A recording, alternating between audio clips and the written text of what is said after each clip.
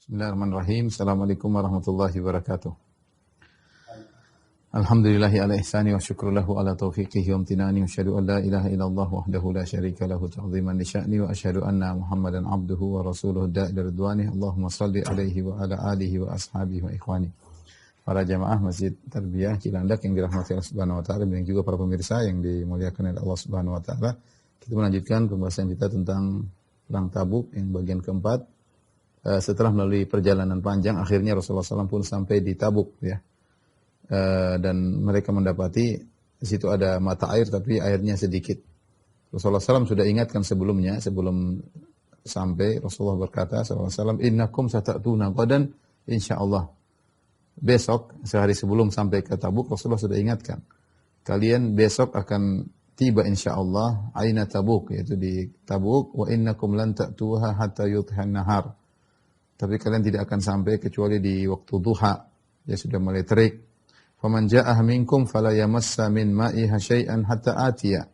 Siapa yang datang di luar sampai di sana, maka jangan sentuh airnya sama sekali. Airnya masih sedikit sampai aku yang datang.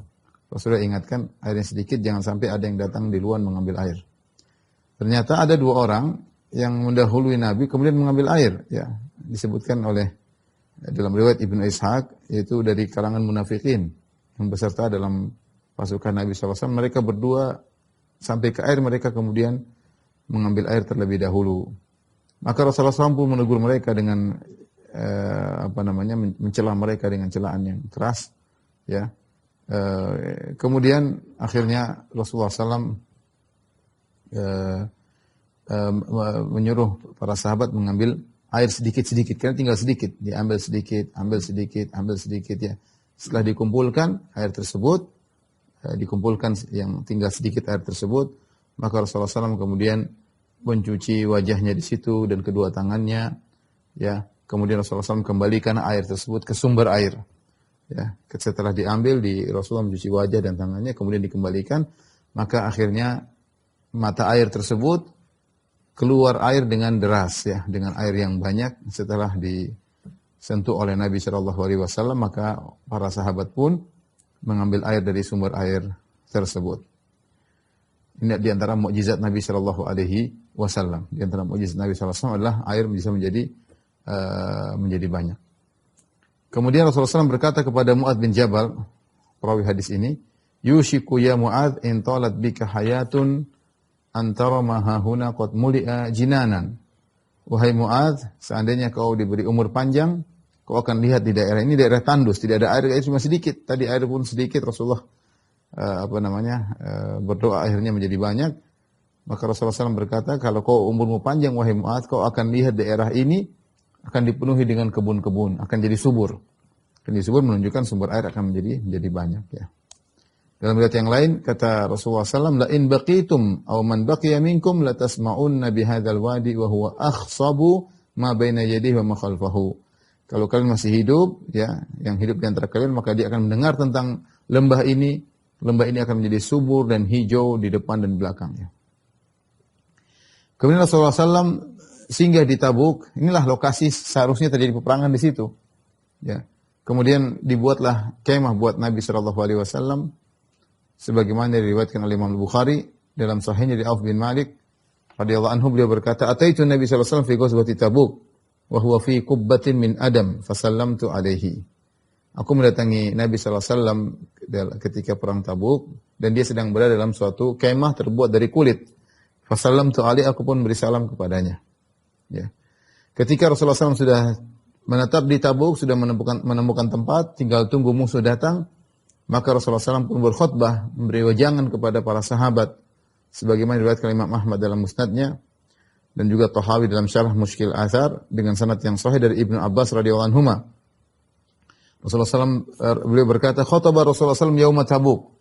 Rasulullah SAW berkhutbah ketika tiba di Tabuk. Faqala, ma fin nasi mithlu rajulin akhidhin bi'anani farasihi liyujahida fi sabilillah. Wajtaniba syururan nas wa mithlu rajulin badin fi ghanamihi yaqri dhaifahu wa yuaddi haqqahu. Tidak ada di kalangan masyarakat seperti seseorang, artinya Rasulullah memuji orang ini. Tidak ada yang seperti orang ini. Siapa orang ini? Yaitu seorang yang memegang tali kudanya dia bawa kudanya untuk berjihad di jalan Allah Subhanahu wa taala. Ini orang mulia. Dan dia menjauhi keburukan-keburukan yang ada pada manusia. Dia penting dia fokus untuk berjihad. Dan juga wa mithlu rajulin badin, dan tidak ada juga yang seperti seorang yang tinggal di pedesaan mengurusi kambingnya, ya, yang kerjaan dia yang penting kalau ada tamu dia muliakan. Dia menunaikan haknya, ya. Dia menunaikan hak tamu tersebut. Ya, ini Rasulullah mengatakan ini orang yang mulia, ya. Sibuk dengan kambingnya, kalau ada tamu datang maka dia muliakan, dia tunaikan hak tamu tersebut. Dalam riwayat yang lain dari hadis Abu Sa'id Al-Khudri, ketika perang Tabuk Rasulullah SAW berkhutbah sambil bersandar di pohon korma, menyandarkan musnidun dhahrahu ila nakhlah. Rasulullah menyandarkan punggungnya di sebuah pohon korma. Rasulullah berkata, "Ala ukhbirukum bi khairin nas wa syarrin nas." Maukah aku kabarkan kepada kalian tentang orang yang terbaik dan orang yang terburuk? Inna min khairin nas rajulan amila fi sabilillah ala dhahri farasihi. Sungguhnya di antara orang yang terbaiklah seorang yang berjuang di jalan Allah Subhanahu wa taala, dia naik di atas kudanya, au ala dhahri ba'irihi, atau dia naik di atas ontanya, au ala qadamaihi, atau dia berjalan dengan kedua kakinya menuju peperangan, hatta ya'tiyahul maut, sampai datang kematian kepadanya. Wa inna min syarrin nasi rajulan fajiran jari'an. Di antara manusia paling buruk adalah seorang yang fajir, ya, buruk, pelaku maksiat, jari'an, tapi dia berani bicara tentang agama, yaqra'u kitaballah wa la yar'awi ila syai'in minhu. Dia baca Al-Qur'an namun dia tidak tidak tunduk kepada sedikit pun dari Al-Qur'an. Al-Qur'an sebagai wawasan aja, dia ngerti, dia baca tapi dia banyak ngomong, berani, ya. Ini orang di antara orang yang paling buruk kata Nabi sallallahu alaihi wasallam, ya. Oleh karena seorang kalau baca Al-Qur'an niatnya untuk diamalkan. Kemudian Rasulullah SAW tinggal di Tabuk, isyrina yauman, selama 20 hari. Rasulullah SAW menunggu datang musuh. Namun selama 20 hari, itu sudah daerah areal Romawi. Ya. Enggak ada musuh datang. Hari pertama, hari kedua, hari ketiga, hari keempat, sampai 20 hari. Selama Rasulullah SAW menunggu datangnya pasukan Romawi yang katanya sampai ratusan ribu, ya, tidak datang-datang. Maka Rasulullah SAW pun mengirim pasukan-pasukan kecil ke kabilah-kabilah pendukung Romawi yang ada di sekitar Tabuk. Ya. Rasulullah SAW kirim pasukan-pasukan. Dan Rasulullah SAW dijaga setiap malam. Ya, Rasulullah SAW salat, ya. Fajtama'a wara'ahu rijalun min ashabi yahrusunahu. Kalau Rasulullah SAW salat malam, maka sebagian sahabat kumpul menjaga Nabi SAW. Kemudian juga ada di antara kejadian selama penungguan 20 hari tersebut, Rasulullah SAW mengabarkan bahwasanya akan ada angin yang kencang. Al-Imam Al-Bukhari, Imam Muslim meriwayatkan dalam sahih mereka dari Abu Humaid As-Sa'idi, beliau berkata, "Ghazawna ma'an Nabi sallallahu alaihi wasallam ghazwat Tabuk." Kita berperang bersama Nabi dalam perang Tabuk, artinya berangkat perang. Falamma ataina Tabukan, tatkala kita datang di Tabuk, qala Rasulullah sallallahu alaihi wasallam, Rasulullah SAW berkata, "Ama innaha satahubbul lailata rihun syadidah." Ketahuilah bahwasanya malam ini akan berhembus angin yang sangat kencang. Fala yaqumanna ahadun, jangan seorang pun dari kalian yang berdiri kalau angin tersebut datang. Wa man kana ma'ahu ba'irun falyaqilhu, siapa yang punya onta diikat ontanya karena angin tersebut sangat kencang. Fa aqalnaha, kami pun mengikat onta-onta kami. Wa habarihun syadidatun, dan benar ternyata datang angin sangat kencang. Fa qama rajulun, ada seorang berdiri, mungkin dia lupa atau dia tidak sadar, fa alqathu bi jabal Tayyin, maka dia pun dibawa oleh angin kencang sampai ke Jabal Tay. Jabal Tay itu jauh dari lokasi Tabuk. Jadi sampai entah berapa puluh kilo, sampai berapa 100 kilo, berapa ratus kilo. Intinya jauh sekali, dia dibawa oleh angin tersebut. Ya, jauh sekali dari Tabuk menuju ke Jabal Tay. Jabal Tay itu di Ha'il, jaraknya jauh. Tapi apakah maksudnya ujung Jabal Tay, karena dia pegunungan yang mungkin punya anak-anak gunung. Tapi intinya orang ini terlempar jauh karena dia berdiri dan sudah diingatkan oleh Nabi Shallallahu Alaihi Wasallam. Ini di antara Rasulullah SAW terkadang mengabarkan tentang masa depan, hal gaib. Masa depan adalah hal gaib. Tapi terkadang Allah beritahu Nabi SAW tentang hal gaib. Hukum asalnya Rasulullah SAW tidak tahu, tapi terkadang Rasulullah SAW diberitahu oleh Allah Subhanahu Wa Taala. Di antara atau kejadian-kejadian yang terjadi ketika Rasulullah SAW di Tabuk, Rasulullah SAW berwudu. Kalau selama di Tabuk, Rasulullah SAW kalau berwudu, dia berwudu cuma sekali-sekali. Biasanya sunnahnya 3 kali.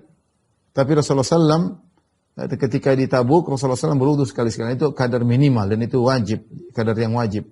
2 dan 3 kali hukumnya sunnah, yang wajib sekali. Ya, Al-Imam Ahmad meriwayatkan dalam Musnadnya dan Ibnu Majah dengan sanad yang sahih dari Umar Ibn Khattab, dia berkata, "Ra'aitu Rasulullah sallallahu alaihi wasallam fi ghazwati Tabuk tawadda'a wahidatan. Aku melihat Nabi sallallahu alaihi wasallam ketika dalam perang Tabuk, beliau berwudu sekali-sekali. At-Tirmidzi mengomentari, "Wal amalu ala hadza 'inda ammati ahli ilm." Ya, hadis ini hadis diriwayatkan Imam Tirmidzi, dan Imam Tirmidzi di antara keistimewaan beliau selalu menyampaikan hadis ini diamalkan atau tidak. Beliau mengatakan bahwasanya mayoritas ulama mengamalkan hadis ini. Annal wudu'a yujzi'u marratan, bahwasanya wudu itu sah meskipun sekali-sekali. Wa marratain afdal, adapun dua kali lebih afdal, wa afdaluhu thalatha, dan yang paling afdal berwudu 3 kali, wa laysa ba'dahu syai', dan lebih dari 3 kali maka tidak ada keafdalan sama sekali. Tidak ada keafdalan sama sekali.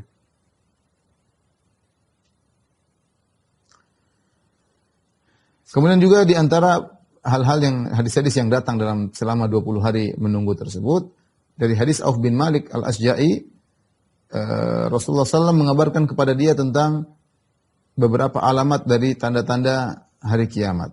Imam Bukhari meriwayatkan dalam sahihnya, dan Abu Dawud dalam sunannya, dan Ibnu Majah dalam sunannya dari Auf bin Malik Al-Asja'i radhiyallahu ta'ala anhu. Dia berkata, "Ataitu Rasulullah SAW fi ghazwati Tabuk." Aku mendatangi Nabi ketika di perang Tabuk. Wa huwa fi qubbatin min adam. Dia berada dalam kondisi sedang dalam kemah yang terbuat dari kulit. Fasalamtu alaihi, aku pun mengucapkan salam kepadanya. Faradda alayya, dia pun menjawab salamku. Kemudian beliau berkata, "Udkhul, masuklah." Qultu aqul li ya Rasulullah, apakah masuk seluruh badanku ya Rasulullah, atau cuma kepala saja mungkin di kemah, atau seluruh badanku masuk ya Rasulullah? Kata Rasulullah sallallahu, "Kulluka, seluruh badanmu masuk sini." Fadakhaltu, aku pun masuk. Summa qala li, kemudian dia berkata, "Udud sittan baina yaday sa'ah." Catat atau hitunglah 6 perkara yang akan terjadi sebelum tiba hari kiamat. Beliau berkata di antaranya mauti, yang pertama kematianku, yang kedua fathu Baitul Maqdis, ditaklukannya Baitul Maqdis, yang ketiga mautan ya'khudhu fikum ka qu'asil ghanam. Ya, ada kematian yang datang mencabut nyawa-nyawa kalian seperti penyakit yang menimpa kambing, namanya qu'as, ya. Yang keempat, istifadatul mal hatta yu'ta rajulu mi'ata dinar fayadhallu sakhitan. Harta banyak, ya, sampai ada salah seorang diberikan 100 dinar dan dia pun masih jengkel, kayak kurang terima. Padahal 100 dinar itu banyak banget. Thumma fitnatun la yabqa baitun minal Arab ila dakhalathu. Kemudian ada fitnah yang setiap rumah yang ada di Arab pasti dimasuki oleh fitnah tersebut. Thumma hudnatun takunu bainakum baina banil asfar fayaqdiruna fayatunakum tahta thamanina ghayah tahta kulli ghayatin 12,000 alfan. Kemudian akan ada perdamaian antara kalian dengan Banil Asfar, dengan orang-orang berkulit Romawi atau berkulit putih. Kemudian mereka ternyata berkhianat, mereka datang kepada kalian dengan bawa 80 bendera, setiap bendera dibawa oleh 12.000 pasukan. Ini diantara tentang perkara-perkara masa depan yang merupakan tanda-tanda hari kiamat yang Rasulullah SAW kabarkan kepada Auf bin Malik Al-Asja'i radhiyallahu ta'ala anhu. Kemudian diantara juga Rasulullah SAW ketika di Tabuk, Rasulullah SAW ditanya tentang sutrah orang salat. Al-Imam Muslim meriwayatkan dalam sahihnya dari Aisyah radhiyallahu ta'ala anha qalat, anna Rasulullah SAW su'ila fi ghazwati Tabuk an sutratil musalli. Rasulullah SAW ketika dalam perang Tabuk ditanya oleh ada sahabat yang tanya, apa itu sutrah? Sutrah itu seperti apa? Orang kan salat pakai sutrah. Kata Rasulullah SAW, kamu akhiratir rahil. Kamu akhiratir rahil itu seperti bagian belakang rahil. Rahil itu pelana yang diletakkan di atas onta. Di belakangnya ada kayu, orangnya nyandar. Kalau pergi ke kalau pergi hajian atau umroh, mampir ke, biasanya orang banyak foto-foto sama onta di sana.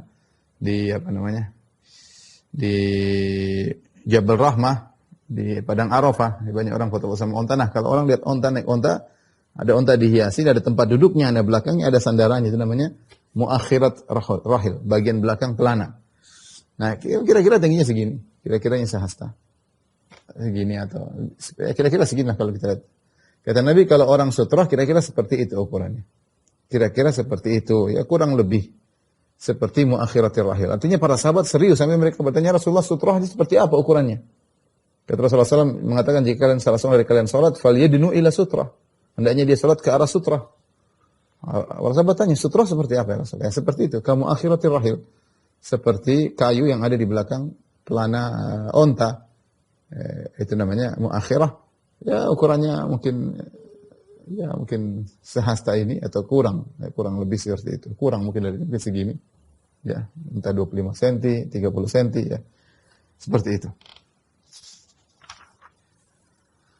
Kemudian di antara juga Rasulullah SAW ketika di perang Tabuk menunggu musuh datang, ya Rasulullah SAW didatangkan kepadanya jubnah, yaitu keju ya. Fa'amara biqat'iha wa akalaha. Rasulullah suruh potong, Rasulullah makan. Abu Daud meriwayatkan dalam sunannya dengan sanad yang hasan dari Ibnu Umar radhiyallahu anhu qala utiya Rasulullah SAW bi jubnatin fi Tabuk. Didatangkanlah sepotong jubnah, yaitu keju kepada Nabi SAW. Nabi masih di Tabuk. Fada'a bisikin fasamma wa qata'a. Maka Rasulullah SAW minta didatangkan pisau. Rasulullah SAW bilang bismillah. Rasulullah SAW potong. Rasulullah SAW makan. Padahal namanya jubnah ketika itu keju bukan orang Islam yang bikin. Jadi dari Persia. Makanya dalam sebagian riwayat Imam Ahmad dalam musnadnya dengan sanad yang hasan dari Ibnu Abbas, dalam riwayat yang lain kata Ibnu Abbas, utiyan Nabi sallallahu alaihi wasallam bi jubnatin fi ghazatin. Ketika Rasulullah melakukan suatu peperangan, Rasulullah SAW didatangkan dengan jubnah, yaitu keju. Faqala aina su'inat hadhi? Aina suni'at hadhi? Ini dipotong dibikin di mana keju ini? Dari keju ya. Qalu bi Faris ya. Mereka mengatakan dibikin di Persia. Wa nahnu nara annahu yuj'alu fiha mayyitah.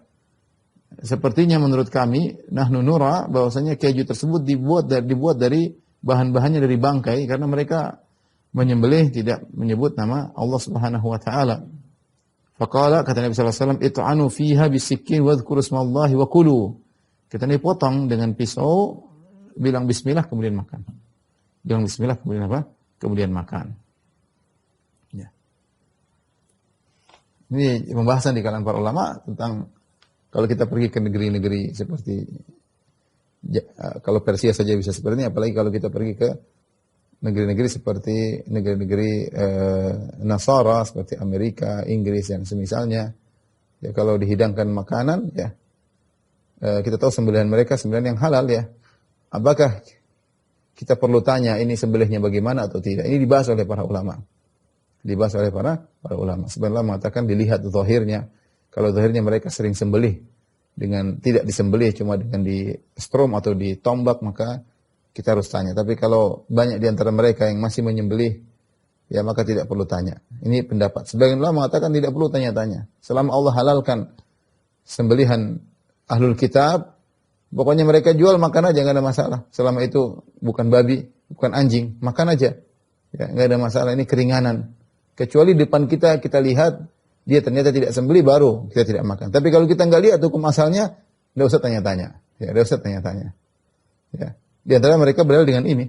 Udah pokoknya kita makan bismillah, selesai.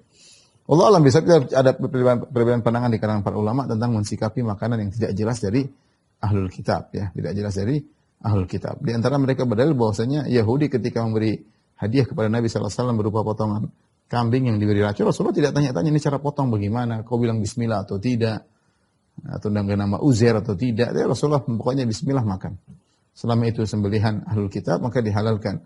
Wa ta'amul ladzina utul kitaba halal lakum wa ta'amukum halal lahum. Kata Allah, sembelihan ahlul kitab halal bagi kalian.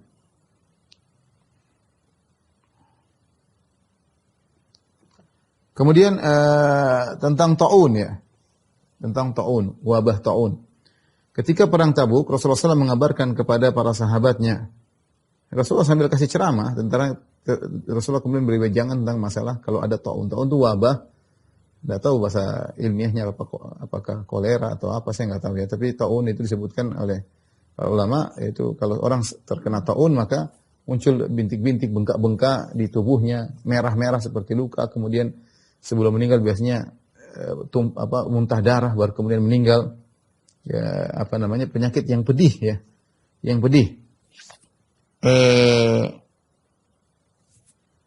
Al-Imam Ahmad meriwayatkan dalam musnadnya dengan sanad yang hasan dari Ikrimah bin Khalid Al-Makhzumi an abihi.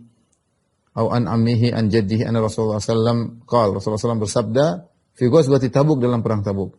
Idza waqa'a ta'unu bi ardin wa antum biha, kalau terjadi ta'un di suatu daerah dan kalian sedang berada di daerah tersebut, fala takhruju minha, maka jangan keluar dari daerah tersebut.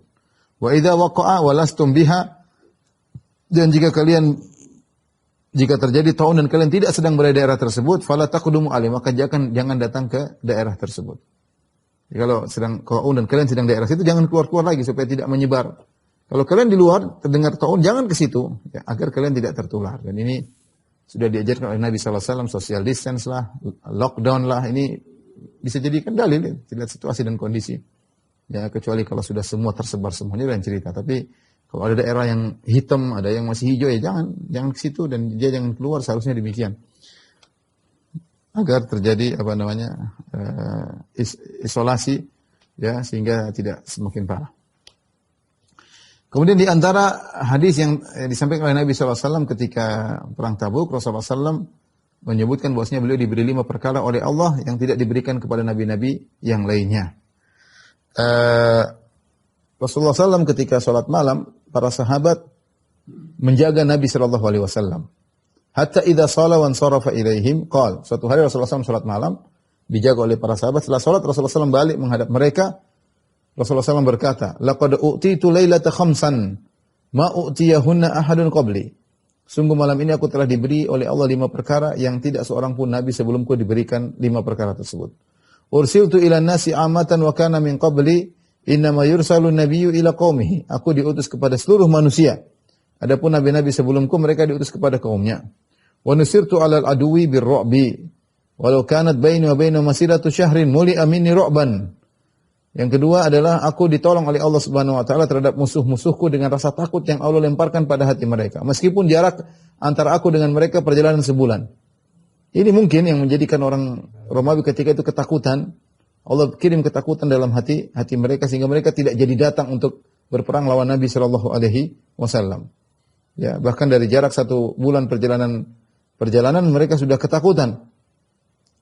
Kemudian yang ketiga, wa uhillat liyal ghanaim wa kana min qabli yu'dhimuna aklaha kanu yahrikunaha. Yang ketiga, dihalalkan bagiku ghanimah. Adapun orang terdahulu kalau menang dalam peperangan mereka tidak mau makan dari ghanimah, bahkan mereka bakar ghanimah tersebut atau datang dari langit api yang membakar ghanimah tersebut. Menunjukkan ghanimah mereka diterima oleh Allah Subhanahu wa taala. Yang keempat, wa ju'ilat liyal ardu masjidan wa tahura aynama adrakatni sholatu tamassahtu wa sholaitu. Dan telah dijadikan bumi bagiku masjid dan juga untuk bersuci, untuk bisa bertayamum. Maka dimanapun aku mendapati sholat, maka aku tinggal bertayamum kalau tidak ada dan aku sholat. Wa kana man qabli yu'dhimuna dzalik innama kanu yusalluna fi kana'isihim wa bi'ihim. Adapun sebelumnya mereka tidak melakukan demikian, mereka hanya sholat di gereja-gereja mereka dan di tempat-tempat ibadah mereka. Wal khamisatu mahiyya, yang 5 apa? Yang kelima, qila li sal, dikatakan kepadaku, mintalah wahai Muhammad perkara yang kelima. Fa inna man qablaka sa'ala. Dulu Nabi sebelum engkau wahai Muhammad meminta. Fa akhartu mas'alati ila yaumil qiyamah. Kata Nabi, yang kelima ini aku tidak minta di sini, aku akan minta pada hari kiamat kelak. Fahiyalakum, untuk kalian wahai umat Nabi sallallahu alaihi wasallam. Waliman syahida alla ilaha illallah, dan untuk orang-orang yang bersaksi la ilaha illallah. Sepertinya syafaat, tapi Allah alam tidak dijelaskan dalam hadis ini ya. Taib, kemudian Rasulullah SAW ketika di Tabuk, Rasulullah SAW mendatangi seorang yang bernama Yohannah bin Ru'bah, tinggal di Ailah, ya, di Ailah, di daerah dekat situ. Maka kemudian Rasulullah SAW pun suluh dengan dia, yaitu perjanjian damai, ya. Kemudian tapi dengan syarat orang tersebut karena dia beragama Nasara tunduk ke dalam pemerintahan Islam dengan membayar jizyah 300 dinar setiap tahun, 300 dinar setiap tahun. Kemudian Rasulullah SAW diberi hadiah di situ baglah, yaitu begol, ya, bayda berwarna putih. Begol adalah hasil persilangan antara kuda dengan himar. Lahirlah namanya begol dan berwarna putih. Ya. Kemudian Rasulullah SAW letakkan kain di atas begol tersebut. Kemudian Rasulullah SAW menulis catatan perjanjian kepada Ahlul Ailah, ya, karena mereka tunduk dalam pemerintahan Islam dan mereka bayar jizyah setiap setiap tahun sebagai tanda ketundukan kepada pemerintah Islam. Dan Rasulullah SAW diberi hadiah ya oleh tadi Yohanna Raja Ailah ya, Rasul diberi hadiah begol ya. Kemudian juga ketika Rasulullah SAW di Tabuk, Rasulullah SAW mendatangi juga Yahud Jarba, satu daerah dekat-dekat situ. Rasulullah mendatangi, kemudian sama ditaklukkan dan mereka pun bayar jizyah kepada Nabi SAW, kepada kaum muslimin ya.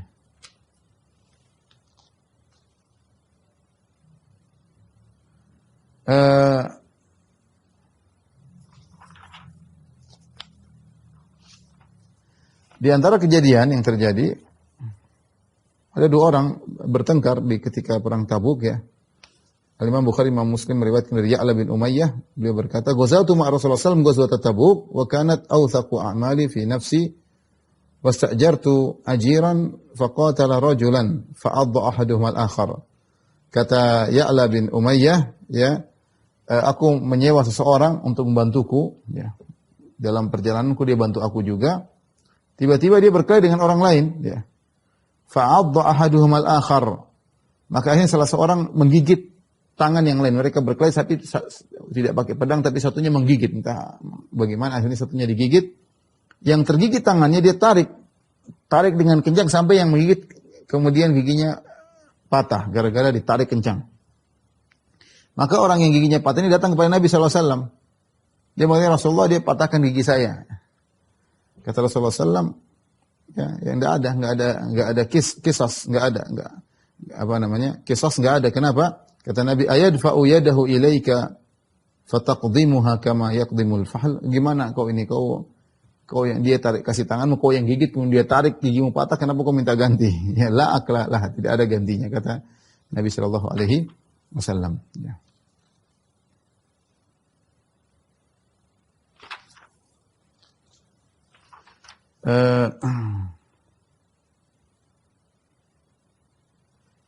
Dalam satu hadis juga ketika di Tabuk maka Rasulullah SAW, jadi Rasulullah mengirim pasukan-pasukan kecil untuk menyerang kabilah-kabilah yang di sekitar situ. Mereka semua takut untuk datang menyerang. Maka Rasulullah SAW menyerang mereka karena mereka sudah mau sepakat menyerang kota Madinah. Di antaranya Rasulullah SAW mengutus Al-Khalid bin Walid dengan 420 pasukan berkuda kepada Ukaidar bin Abdul Malik di tempat namanya Dumat al-Jandal ya. Dan dia seorang dari Kindah, ya, dan dia Nasrani, berwala loyal kepada Romawi. Maka Rasulullah SAW menyampaikan kepada Khalid bin Walid, innaka satajiduhu yasidul baqar.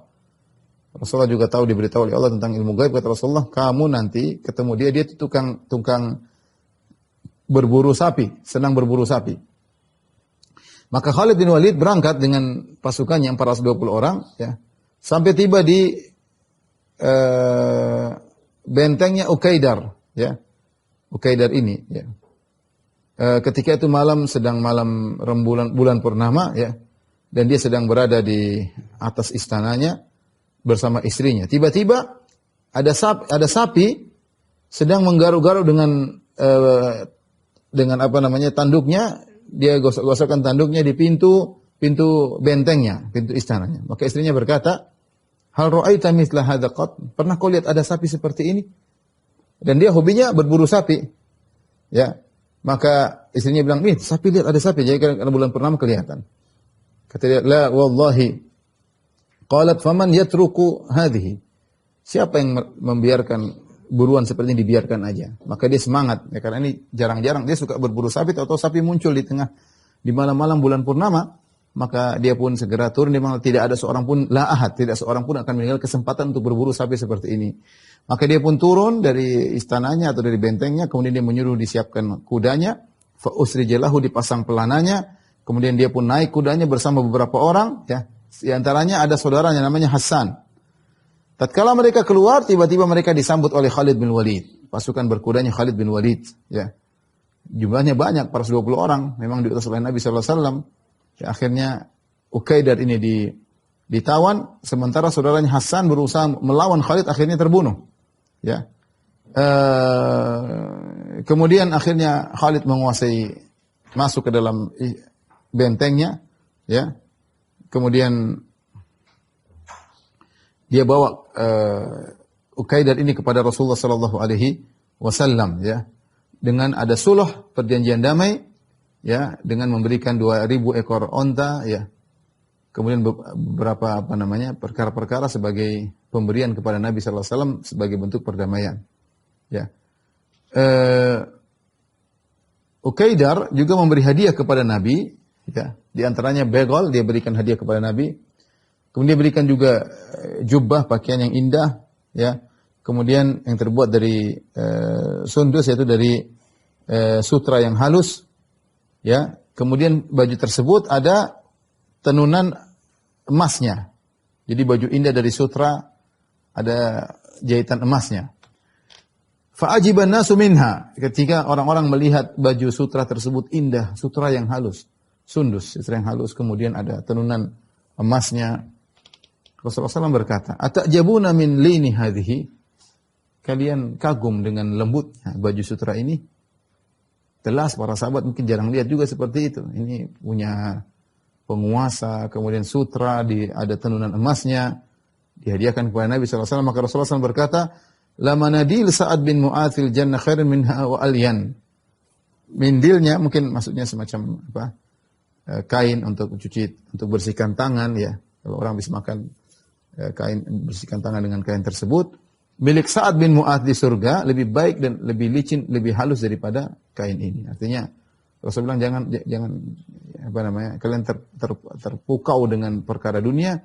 Barang sederhana milik Sa'ad bin Mu'adz di surga lebih halus daripada ini, lebih halus daripada ini. Maka ini peringatan juga bagi kita, jangan terpedaya dengan perkara-perkara dunia. Di akhirat tentu lebih indah dan lebih sempurna.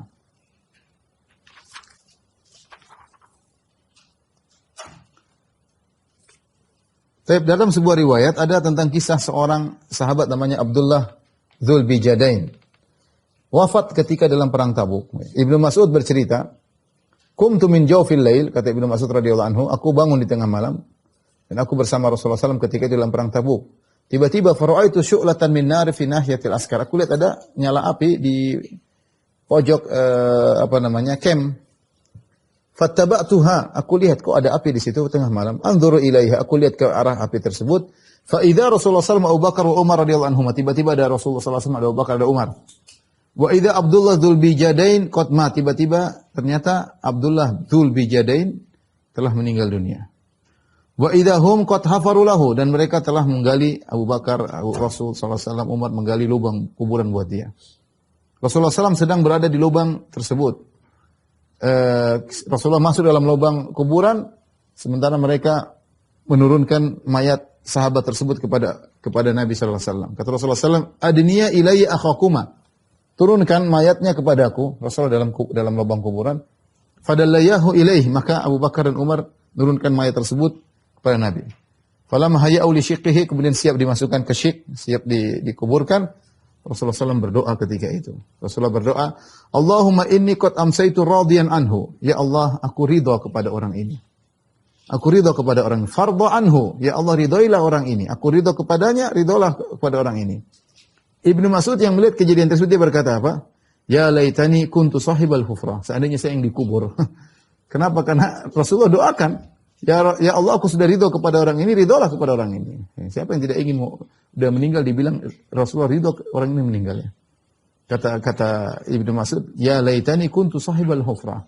Seandainya saya yang meninggal, yang dikuburkan, agar diridhai oleh Allah dan Nabi sallallahu alaihi wasallam. Adapun kenapa di sahabat ini disebut dengan Dzul Bijadain, disebutkan bahwasanya dia tadinya masuk Islam, ya. Yaitu dia masuk Islam, tetapi kemudian kaumnya melarang dia masuk Islam, ya. Kemudian dia tadinya akhirnya dia masuk Islam, kaumnya pun melarang. Fayudayyiquna alaikum, mereka menyusahkan dia, ya. Diintimidasi hatta taraku fi bijad, sampai akhirnya dia dibiarkan hanya memiliki bijad. Dia semacam satu kain yang panjang. Semuanya diambil hartanya, semua tinggal dikasih satu kain sudah dia pakai. Tidak ada punya harta apapun, semuanya sudah diambil oleh kaumnya. Dia cuma disisakan satu selembar kain. Faharaba minhu, maka dia pun lari dengan satu lembar kain tersebut menuju Rasulullah sallallahu alaihi wasallam. ketika sudah mau sampai di kota Madinah, syaqqa bijadahu bisnain, maka dia pun robek kainnya menjadi dua, satunya dijadikan sarung, satunya dijadikan rida di atasnya. Kemudian Rasulullah SAW datang kepada Nabi. Rasulullah SAW berkata, "Man anta?" Qala ana Abdul Uzza. Kata orang ini, saya Abdul Uzza. Rasulullah SAW mengatakan, "Anta Abdullah Dzul Bijadain." Engkau adalah Abdullah Dzul Bijadain. Ya. Ini kisahnya. Akhirnya meninggal di perang Tabuk. Ya. Rasulullah mendoakan dia. Kata Rasulullah SAW, "Sungguhnya aku ridha kepada dia, ya Allah, maka ridhailah orang ini." Tapi di antara ini di antara kejadian-kejadian yang terjadi ketika Rasulullah SAW di Tabuk, dan ternyata setelah 20 hari tidak ada peperangan. Jadi perang yang sudah dipersiapkan dengan 30.000 pasukan, sampai orang-orang munafik pada takut berangkat, sampai orang-orang pada tidak mau ikut, cari alasan banyak-banyak. Ternyata nggak ada peperangan. Sampai di sana musuh tidak berani datang. Rasulullah sudah tinggal 20 hari nunggu pasukan musuh datang, tidak datang-datang. Setelah 20 hari Rasulullah menetap di Tabuk, ya saatnya pulang. Rasulullah SAW kemudian pulang, ya, dari Abu Hurairah radhiyallahu anhu meriwayatkan Rasulullah SAW ya di Tabuk selama 20 hari, ya. Setelah itu Rasulullah SAW berdiri kemudian memuji Allah dan menyanjungnya dengan berkata, "Inna Allah adina lakum bihadzal masir wa qad adina lakum birruju'." Allah telah mengizinkan kita untuk pergi ke Tabuk, sekarang Allah sudah izinkan kita untuk pulang. Ya. Kemudian mereka pun pulang menuju kota Madinah, Dalam kepulangan Nabi SAW tanpa ada peperangan sama sekali tadi, kecuali Rasulullah SAW mengirim pasukan-pasukan kecil, tadi sudah kita sampaikan. Ketika dalam kepulangan terjadi beberapa kejadian. Di antaranya hadis yang masyhur, ya, dalam Arba'in Nawawiyah, hadis Mu'adz bin Jabal. Beliau berkata, "Aqbalna ma Rasulullah SAW min ghazwati Tabuk." Kami pulang dari Tabuk menuju ke kota Madinah. Falamma ra'aitu khaliyan fadanautu min. Tatkala aku lihat Nabi sedang sendirian, aku pun mendekati Nabi. Dan aku berkata, "Ya Rasulullah, akhbirni bi amalin yudkhilul jannah." Ya Rasulullah, kabarkanlah kepadaku amal yang bisa buat aku masuk surga, wa yubaiduni minan nar, dan menjauhkan aku dari neraka jahanam. Faqala Rasulullah SAW berkata, "Laqad sa'alta an 'azim." Kau sudah minta perkara yang besar. Minta masuk surga dan dijauhkan dari neraka jahanam. Wa innahu la yasir, tapi itu perkara mudah. Mau masuk surga, lepas dari kemarahan Allah, mudah. Alaman yasarahullah, bagi orang yang dimudahkan oleh Allah. Maka ini kita tahu bahwasanya ibadah, semangat itu mudah. Kalau dimudahkan oleh Allah semuanya mudah. Makanya minta kemudahan dari Allah. Ta'budullaha wa la tusyriku bihi syai'a. Beribadahlah kepada Allah dan jangan berbuat syirik sama sekali. Yang paling penting. Ibadah jangan syirik. Wa tuqimus shalah wa tu'addiyaz zakat. Kau tegakkan salat, kau bayar zakat, wa tasumu ramadan wa tahujjul bait. Puasa Ramadan, kemudian haji bait. Rasulullah sebutkan rukun Islam. Tsumma kemudian Rasulullah SAW berkata, "Ala adulluka ala abwabil khair?" Maukah aku tunjukkan kepada engkau pintu-pintu kebaikan? Qultu ajal Rasulullah. Kata Mu'adz, tentu ya Rasulullah. Kata Rasulullah SAW, "As-shaumu junnah." Puasa adalah perisai. Kata para ulama maksudnya puasa sunnah. Karena puasa wajib sudah disebutkan awalnya. Puasa sunnah adalah perisai. Seorang kalau berpuasa, dia terhalangi dari berbuat kemaksiatan. Dia menjaga pandangannya, dia menjaga pendengarannya, dia terhalang dari maksiat, dia sedang berpuasa. As-shaumu junnah, puasa adalah perisai. Was-shadaqatu tudfi'ul khati'ah. Ini bukan zakat, ini sedekah. Sedekah selain zakat akan meredamkan dosa-dosa, akan memadamkan dosa-dosa. Kama yudfi'ul ma'un nar, sebagaimana air yang memadamkan api. Wa salatu rajuli fi jawfil lail, dan salatnya seorang di tengah malam, salat malam. Kemudian Rasulullah SAW membacakan firman Allah, "Tatajafa junubuhum 'anil madaji' yad'una rabbahum khaufan wa tama'an wa mimma razaqnahum yunfiqun." Itu lambung-lambung mereka jauh dari tempat tidur karena mereka salat malam. Mereka berdoa kepada Rabb mereka dalam kondisi takut dan berharap, dan mereka berinfak dengan harta yang Allah berikan kepada mereka. Rasulullah sebutkan di antara amalan pintu-pintu kebaikan salat malam. Kemudian Rasulullah berkata, "Ala ukhbiruka bi ra'si al-amr wa amudihi wa dhurwati sanamihi?" Maukah aku tunjukkan kepada engkau kepala segala perkara dan tiangnya serta puncak dari segala perkara? Qultu ajal ya Rasulullah, tentu ya Rasulullah. Kata Rasulullah SAW, "Ra'sul amri al-Islam." Kepala dari segala urusan adalah Islam. Wa amuduhu salat. Tiang daripada Islam adalah salat. Wa dzarwatu sanamil jihad fi sabilillah, dan puncak daripada Islam adalah jihad di jalan Allah Subhanahu wa taala. Kemudian Rasulullah berkata, "Ala ukhbiruka bimilaki dzalika kullih?" Maukah aku tunjukkan kepada engkau kunci dari segala kebaikan ini? Kuncinya semua ini apa? Jadi yang saya sebut dari awal sampai akhir. Qultu bala ya Rasulullah. Kuncinya kalau kau ingin bisa semua ini, bisa salat malam, bisa ini, bisa sedekah, bisa semuanya. Aku berkata, "Tuh ya Rasulullah, apa itu?" Fa akhadha bi lisani, Rasulullah pegang lisannya. Rasulullah SAW berkata, "Kuffa 'alaika hada." Tahan ini. Jaga lisanmu. Rasulullah pegang, tahan ini. Jangan banyak omong. Qultu ya Nabi Allah, aku berkata, "Ya Rasulullah, wa inna lamu'akhadhuna bima natakallum bih." Apa kita akan disiksa gara-gara ucapan kita? Kata Rasulullah SAW, "Sakilatka ummuka ya Mu'adz." Ibumu kehilangan engkau ya Mu'adz. Ini ungkapan orang Arab dahulu, maksudnya kalau ibumu kehilangan berarti kau mati. Maksudnya, celaka engkau wahai Mu'adz. Masa kau tidak tahu perkara ini? Wa hal yakubbun nasa ala wujuhim aw ala manakhirihim fin nari ila hasaidu alsinatihim? Bukankah yang menyebabkan orang terjerumus, tersungkur dengan wajah mereka atau di atas hidung-hidung mereka dalam neraka jahanam kecuali karena akibat dari lisan-lisan mereka. Baik, ikhwan dan akhwat yang dirahmati Allah Subhanahu wa taala, jamaah yang dirahmati Allah Subhanahu wa taala. Mungkin sampai di sini, insyaallah kita pertemuan depan kita akan lanjut bagaimana Nabi sallallahu alaihi wasallam ketika di Madinah, bagaimana ketemu dengan orang-orang munafik, orang-orang yang atau orang-orang yang beruzur tidak ikut perang. Nanti akan kita bahas insyaallah pada pertemuan depan. Wallahu a'lam bishawab, demikian saja kajian kita. Kurang lebih mohon maaf. Wabillahi taufiq wal hidayah. Assalamualaikum warahmatullahi wabarakatuh.